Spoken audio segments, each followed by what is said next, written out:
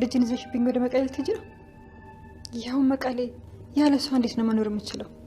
ይቅርታ ወይዘሮ ገነት፣ እኔ የወለድኳት እናቷ እንኳን ሳላገኛት ለአመታት ኖሬያለሁ። ስለዚህ ምንም አትሆኝም። ልጅነቷ ደግሞ ለእኔ እንደሆነ አትርሺ። ዛሬውን ይዣት እሄዳለሁ። ዛሬ? ቢያንስ ልጅ እንድሰናበት ጊዜ ስጭኝ እንጂ። የኔ ልጅ እናትሽ አንድ ነገር በያት። አንቺን አለምን ይዛብኝ ልትሄድ እኮ ነው። ያለ አንቺ መኖር እንደማልችል ንገሪያት። አውቃለሁ አልወለድኩሽም፣ ግን እናትሽ አይደለሁም።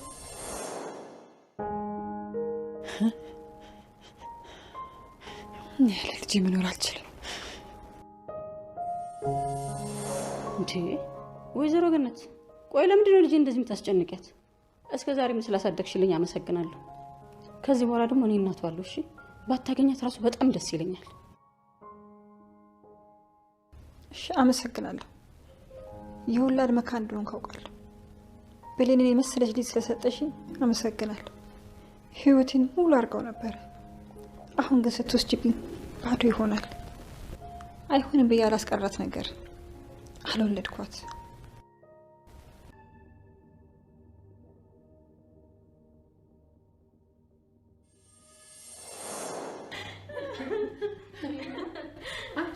እንደዚህ አይነት አስቸጋሪ ልጅ ነበርሽ ማለት ነው እንዴ?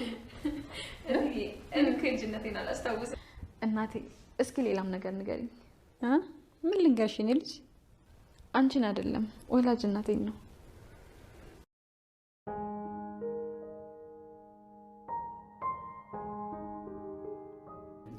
ነው። ሰላም ሰላም፣ ጤና ይስጥልኝ ወደ ቻናሌ ቤተሰቦች እንዴት ናችሁልኝ? እንኳን ወደ ሰብለ ዩቲዩብ በሰላም መጣችሁ። አደራ ድራማ እንግዲህ በክፍል 17 ላይ በጣም አስገራሚና አጓጊ ነገሮች እየታዩ ይገኛሉ። እንግዲህ ብሌን እናቷ በልጅነቷ አረብ ሀገር ትታት ላጎቷ ከሄደች በኋላ አጎትየው አደራውን በመብላት ልጅቷን እናቷ ገንዘብ ካላከች አላሳድግም በማለት አውጥቶ ይጥላታል። እንግዲህ አንድ ደግ እናት ታገኛትና ታሳድጋታለች። ገነት፣ ወይዘሮ ገነት የብሌን አሳዳጊ ናት። እዚህ ድራማ ላይ ተጎጂዋም ደስተኛም የሆነችው ሴት ብሌንን በማግኘት ማለት ነው ወይዘሮ ገነት ናት። ወይዘሮ ገነት ብሌንን ወድቃ ባገኘቻት ቦታ ላይ አንስታ ባታሳድጋት ኑሮ ዛሬ ላይ ብሌን የምትባል ልጅ አትኖርም ነበረ። ብሌን እንግዲህ ወላጅ እናቷን በመፈለግ ላይ የምትገኝ እናቷን የናፈቀች ምን አድርጊያት ነው አውጥታ የጣለችኝ? እናቴ ምን በበድላት ነው? አግኝቻት መጠየቅ ፈልጋለሁ እያለች በተደጋጋሚ በእናቷ ናፍቆት እየተቀጣች ትገኛለች። በእርግጥ እናት አታ አይደለም፣ ገነትን በጣም ነው የምትወዳት። ገነት ብዙ ዋጋ ከፍላን ያሳደገቻት። ነገር ግን ደግሞ አንድ ሰው ቤተሰብ ወይም ደግሞ ዘር ይኖረዋል አይደለ? ከየት መጣው ማን ነው ወገኔ የሚለውን ነገር ማወቅ ትፈልጋለች። በዛ ላይ ደግሞ የተገኘችው ተጥላ ስለሆነ ምን አድርጊያት ነው በዛ እድሜ ያውታ የጣለች ብላ ይህንንም መጠየቅ ስለምትፈልግ የእናቷን የማግኘት ጉጉቷ እየጨመረ መጣ። እንግዲህ ይሄ ነገር በዚህ እያለ ነበረ አጎትየው ደግሞ በጣም ገንዘብ ወዳድና ስግብግብ ስለሆነ መጀመሪያውንም እናትየዋ ብሌንን ከሱ ጋር ትታት እንድትሄድ የፈለገው ልጅቷን ባደራውን ሊጠብቅ ሳይሆን ገንዘቧን እናትየዋ አረብ ሀገር ሄዳ የምትልከውን ገንዘብ ሊበላ ስለፈለገ ነው። በጣም ሲበዛ ስግብግብ ሰውዬ ነው። ስግብግብ መሆኑን የምታውቁት እንግዲህ ልጅቷ እናቷን እንዳታገኝ፣ እናትና ልጅ እንዳይገናኙ፣ የእህቱንም ገንዘብ ደግሞ ለግሉ ለማድረግ በጣም ብዙ ሰዎችን ቀጥሮ እንግዲህ ገንዘብ እየከፈለ ያሰራል። በጣም ነው የሚገርመው። ስግብግብ ባይሆን ኑሮ ቢያስተውል ኑሮ ይህ ሁሉ ገንዘብ እየከሰከሰ አንዴ ለብሌን እናት የምትሆን ሴት ሲያመጣ፣ አንዴ ለሰላም ልጅ የምትሆን ሴት ሲያመጣ ይህን ሁሉ ገንዘብ እየከፈለ ነው። ለእያንዳንዱ ለሚሰራው ወንጀል ሁሉ ገንዘብ ከፍሎ ነውና ያንን ገንዘብ ሰብስቦ ቢይዘው ሰላም ጋር ካለው ገንዘብ በላይ ነበረ። ነገር ግን ክፉ ሰዎች በፍጹም አያስተውሉ። እንደ በኃይሉ አይነት መጥፎ ሰዎች አሉ። ዘመድ መስለው ወዳጅ መስለው ቀርበው የእናንተን ውድቀት የሚመኙ። እንግዲህ የገዛ ወንድሟ ነው የሰላም ወንድም እናትና ልጅን አለያይቶ እናትና ልጅ አንድ ቤት እየኖሩ እናትና ልጅ እንዳይተዋወቁ አድርጎ እንግዲህ አስቡት። ዳግም የወይዘሮ ገነት ልጅ ነው። ብሌን ደግሞ የሰላም ልጅ ናት። አንድ ቤት ነው የሚኖሩት። ብዙ ጊዜ ተገናኝተዋል። ግን በኃይሉ በአንድ በክፉ ሰው የተነሳ እንግዲህ እነዚህ ሰዎች ሳይተዋወቁ ማን እንደሆነ አለም በጣም የሰውን ባለበት ይህ ሰውዬ እንደምታዩት ሁለ ነገሩ የአስመሳይ በቃ እኔ ወንድ ልጅ እንደዚህ ደግሞ እንደዚህ ሲሆን እንዴት እንደሚያስጠላ ነው የምላችሁ። የበኃይሉ እድሜውን አስቡት። እድሜው አለ በዚህ እድሜው በዛ ላይ ደግሞ ወንድ ልጅ ሆኖ እንደዚህ አይነት ሲሽለጠለጥ እንዴት እንደሚያስጠላ ተግባሩን ብታዩት እኮ እንዴት እንደሚያስመስል ማለት ነው። እና ገንዘብ አይጣል ነው። ገንዘብ የማያደርገው ነገር የለም። ማንነታችን ሁሉ ነው የሚያስተና። እንግዲህ እናትና ልጅን በማለያየት ልጅ ያልሆነችን ሴት በገንዘብ ከፍሎ አምጥቶ ልጅ ብሎ ለእህቱ ሰጠ። እናቴን ብላ የምትፈልገውን ደግሞ የእህቱን ልጅ ደግሞ ሌላ እናት ፈልጎ አምጥቶ እንግዲህ ለብሌን እናትሽ ናት ብሎ አንዷን ሴት አምጥቷል ወደ ህይወቷ። በተደጋጋሚ ብሌን እናቷን ስትፈልግና ሰዎች ደግሞ የሰላምን አድራሻ በተደጋጋሚ እየሰጡ ጭራሹን ብሌን የምትባል ልጅ እየፈለገች እንደሆነና እዚሁ አዲስ አበባ እንደውም ብሌን የምትሰራበት አካባቢ 22 አካባቢ እንደምትኖር ቤት ሰርታ ከ10 ዓመት በኋላ ወደ ከአረብ ሀገር እንደተመለሰች ሁሉ መረጃው ነበራት። ይህን ነገር ሲሰማ እንግዲህ በኃይሉ ይሄ ወሬ ካልተረሳ ነገ ብሌንና ሰላም ሊገናኙ ይችላሉ። ያ ደግሞ እቅዴ ይበላሽብኛል ብሎ እንግዲህ ምንድነው ምን የሆነ ተረት አለ ብቻ የታቀደለትን ቢያቅሱ ራሱ ማለት ነው። የሚሉሽን ባላወቅሽ ገባይ ባልወጣሽ ይባላል። በኃይሉ እንደዛ ነው። በነገራችን ላይ በኃይሉ በሱ ቤት እሱ ብልጥ ሆኖ የእህቱን ገንዘብ 75% ሊወስድ ነው። ደግሞ እዚህ ጋር ደግሞ ልጁን አመታ ደግሞ የምተውነው ቃል ማለት ነው 25% እንድትወስድ ነው የተባለው። የሚገርመው ነገር ግን እሱ በሰዎች ላይ ክፋትና ጉድጓድ ሲመስ በሱ ላይ ደግሞ ቃል ሌላ ጉድጓድ እየማሰችለት ትገኛለች። የቃል እቅድ በጣም ነው የተመቸኝ። እንደውም ከሱ ይልቅ ቃል ምንም ቢሆን ባዳ ናት፣ ገንዘብ ፈላጊ ናት። ገንዘብ ካገኘች ምንም ነገር ማድረግ ስራዋ ነው። የጎዳና ልጅ ናት። ገንዘብ የሚያስፈልጋት ልጅ ናት። ስለዚህ ይህንን መንገድና ይሄንን አቋራጭ አግኝታ ለምን ብዬ ቃልን አልወቅሳትም። ለምሳሌ እኔ ምክንያቱም አላያችኋትም ጓደኛዋ እንዴት ራሷን እንዴት እንደጣለች እንዴት የጎዳና ልጅ ሆና ነው የምትኖረው። እና ቃልም ከዛ ህይወት ነው የወጣችው። ከዛ ህይወት ወጥታ ነው እዚህ የገባችው። ስለዚህ አርቃ ብታስብና ድጋሜ ወደ ጎዳና አልመለስም ብላ የነገዋን ህይወት ሁሉ ለማስተካከል ሰላምን ገላ የሰላምን ንብረት ለመውሰድና አቶ በኃይሉን ደግሞ በወንጀሉ አስፈራርታ ወደ እስር ቤት መወርወር እስከ መጨረሻው ሁሉ ነገር የግሏ ማድረግና ሀብታሙና መኖር ያን የጎዳና ህይወት ድጋሚ ያለማየት ነው እቅዷ። ስለዚህ የቃል እቅድ ትክክልና ተገቢም ነው እንደሷ ካሰብ ነው ማለት ነው።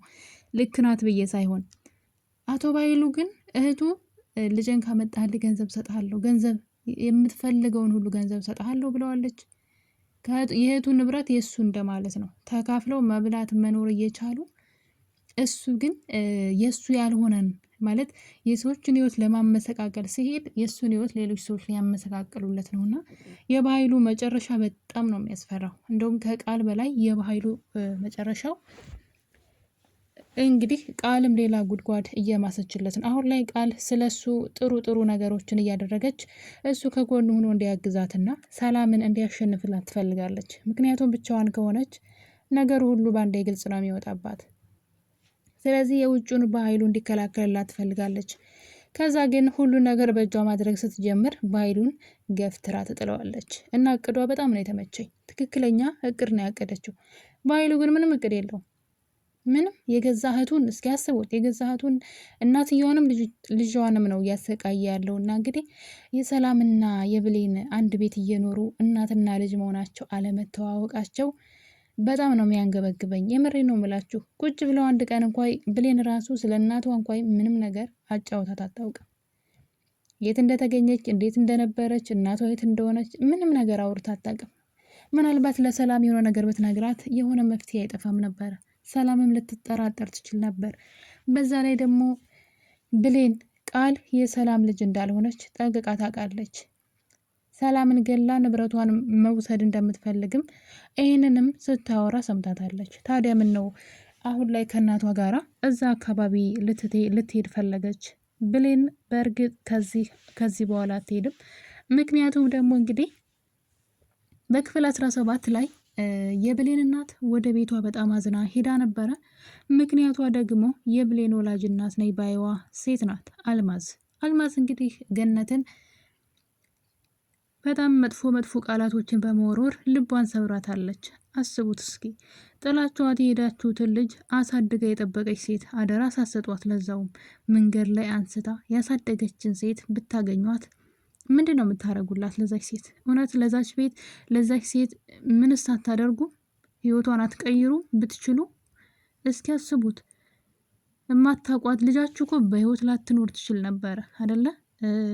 የስቃይ ህይወትን እየኖረች ልትኖር ትችል ነበር። እና እንደዚች አይነት ስርዓት ያላት ጥሩ ልጅ አስተምራ ትልቅ ደረጃ አድርሳ እዚህ አድርሳ የሰጠቻትን ልጅ እንዴት ልክ መርፌ እንኳ ወድቆ ጠፍቶብን ስናገኘው የምንደስተውን ያክል አልመሰላትም። ምንም ጭራሽ ከዚህ በኋላ እንድታያትም ሆነ እንድታገኛት አልፈልግም ልጅን በማለት የሚያስጠላ ቅርሻቷን ስታቀረሻ ነበረ።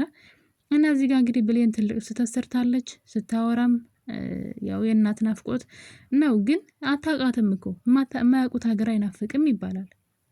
ብሌን ገነትን እንጂ ይችኛዋን እናቷን አታውቃትም።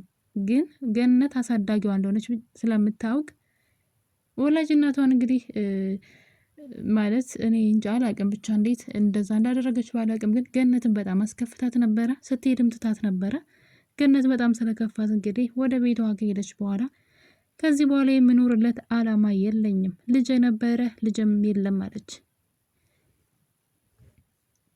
ከአንድም ሁለት ልጅ እያላት የወላድ ማኖና በጣም በራሷ ስላዘነች ብሌን ከሄደችብኝ ህይወት የለኝም ብላ ራሷን ለማጥፋት እንግዲህ በረኪና እየጠጣች ትገኛለች። በእርግጥ ብሌን ማታ ከተፈጠረው ነገር በኋላ እዛ ቤት በጧት ወጥታ ሄዳለች። ምክንያቱም ደግሞ እናቷን እንደዛ ብላ አዝና ስትሄድ ብሌን ካየች በኋላ ይቺ ወላጅ እናት ተብዬዋ የምታደርገው ድርጊት ሁሉ እናቷ አልመስላት ብላለች። ደስታም ልትሰጣት አልቻለችም። በጣም ነው የፈራቻት ብሌን ራሱ። ምክንያቱም ሴትዋ እንደ እናት አይደለም አክት የምታደርገው። ብሌንን እንዴት ስልኬን ትነኪያለሽ ብላ ጭራሽ ያለ ፈቃዴ ለምን ስልኬን ነካሽ ብላ እንዴት እንደተናገረቻት እና ልጅቷ በጣም ነው የደነገጠችው። ታዲያ ባነሳው እናት ሄደልሽ እንዴ? በዛ ላይ ስልክሽ እየጠራ ተኝተሽ ነበር ከምንቀሰቅስሽ ብዬ እኮ ነው ስትላት ትዝ ሲላት ለካ ድራማ እየሰራች ነው እየተወነች ነው። እና ደንግጣ እንደገና ይቅርታ ስትላት እናያለን። እና ምኗም የእናትነት ለዛ የሌላት ድርቅ ያለች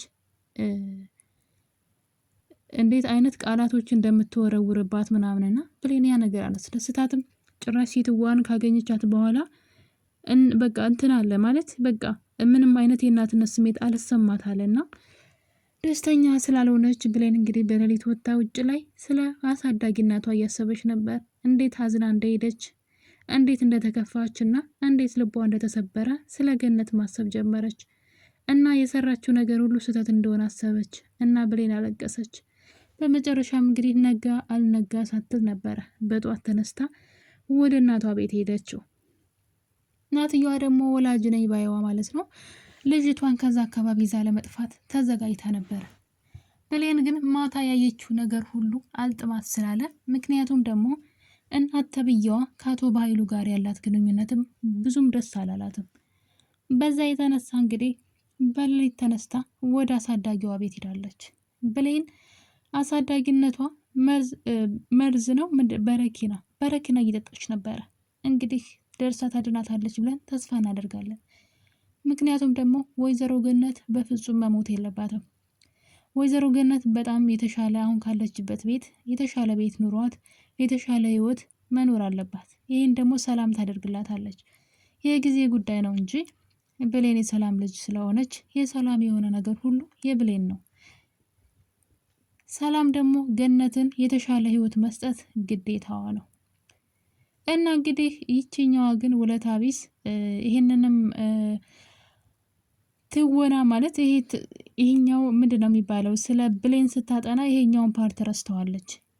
የብሌን እናት እንዴት ማክበር እንደነበረባት፣ እንዴት ልጇን እንዳሳደገችላት ስታስብ እንዴት አክት ማድረግ እንዳለባት ይሄኛውን ትወና አላጠናችውም። እና ያስጠናት በቃ የት እንደተገኘች ስሟን እንደዚህ አይነት ነገሮችን ስለሆነ የልጅነት እድሜዋን ራሱ ረስተዋለች፣ አታውቅም፣ አላጠናችውም። እና እንደውም 4ኛ ክፍል እያለች አንቺ እኮ ያላደረግሽው ነገር የለም እያለች ያልተፈጠረና የሌለችበትን ታሪክም ስታወራ ነበረ። የብሌን አሳዳጊም ይሄን ነገር ስታይ ግራ ገባት። አልማዝ እንዴት ነው ከእሷ ጋራ በ4ኛ ክፍል ሆና ከእሷ ጋር ታሪክ ሊኖርሽ የሚችለው ብላ ገነት በጥያቄ ስታፋጥጣት ነበረ። እና ቶሎ ብላ እንግዲህ ቃል ጥያቄውን እንዳይራዘምና ብዙ ጥያቄ እንዳይነሳባት ቶሎ ብላ ወሬውን ለማስቀየር ስትሞክር ሰላም መጠራጠር ጀመረች። በእነዚህ ሰዎች መካከልማ ግንኙነት አለ ብላ ቃልን መጠራጠር ጀምራለች። ሰላም አሁን ላይ መንቃት አለባት። በፍጹም ቃል ልጇ አለመሆኗን በብዙ ነገር ማየት ትችላለች። ቃል ሁሌ የስቀቀን ኑሮ ነው የምትኖረው። ምንም ደስታ የላትም።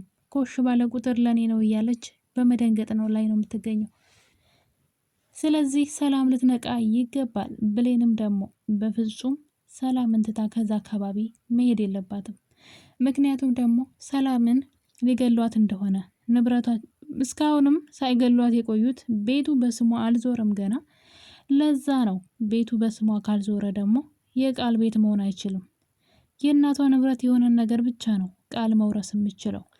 ስለዚህ አሁን ላይ ሰላም መሞት የለባትም፣ ቤቱ በስሟ መዞር አለበት ብሎ እንግዲህ አቶ በኃይሉ ለቃል ሲነግራት ሰምተናል።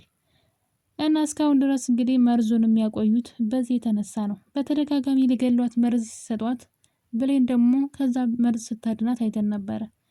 ከዛ ግን በመጨረሻ ይህን ነገር አቁመዋል። ምክንያቱ ደግሞ አንድ ነው። እሱም የሚኖሩበት ቤት ሰላም የገዛችው አዲሱ ቤቷ በስሟ ገና አልዞረም።